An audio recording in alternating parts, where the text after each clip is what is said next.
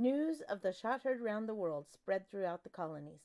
Once again, the colonists sent representatives to a meeting in Philadelphia, Pennsylvania, to discuss what had happened and to decide what to do next.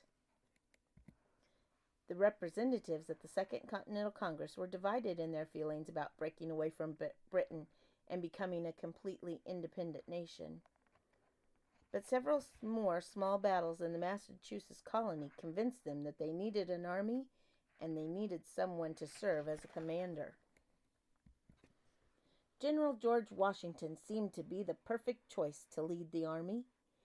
He had fought to protect the colonies before, and he knew how the British fought. Dressed in his military uniform at the Continental Congress, he was respected by everyone and was easily elected as the commander-in-chief of the Continental Army. George Washington set off to join the troops from across the colonies in Massachusetts, ready to meet the British in battle. Meanwhile, the Continental Congress continued to meet in Philadelphia. Among the representatives was a man named Benjamin Franklin. Franklin, who was born in the colony of Massachusetts and then lived in the colony of Pennsylvania, had actually moved to London, England for a few years. He had gone there to speak out in Parliament against the unfair taxing of the American colonies and the fact that the Americans had no say in Parliament. Benjamin Franklin was very good at arguing, and he was able to get the British to remove some of their taxes on the colonies. Benjamin Franklin had many British friends in London, but after the Boston Tea Party, an angry British Parliament began to distrust and dislike him. And so, in 1775, Franklin decided that it was time to return home, arriving in Philadelphia, Pennsylvania, just in time for the second meeting of the Continental Congress. The other representatives were delighted to have someone there who had spent so much time on the other side of the ocean. He could help them decide what to do. The Continental Congress decided it was time to announce to Parliament and to the British King that the colonies no longer wanted to be part of Great Britain. They wanted to declare themselves a free and independent nation. An official declaration would have to be written so the Parliament and the King would take them seriously. Who would write this important Declaration of Independence, or this statement to declare the colonies free? The members of the Continental Congress considered different people. Among those mentioned for the job was Thomas Jefferson, a 32-year-old representative from Virginia, and one of the youngest men there. Jefferson had not been able to attend the First Continental Congress, but the representatives were all familiar with his powerful writing.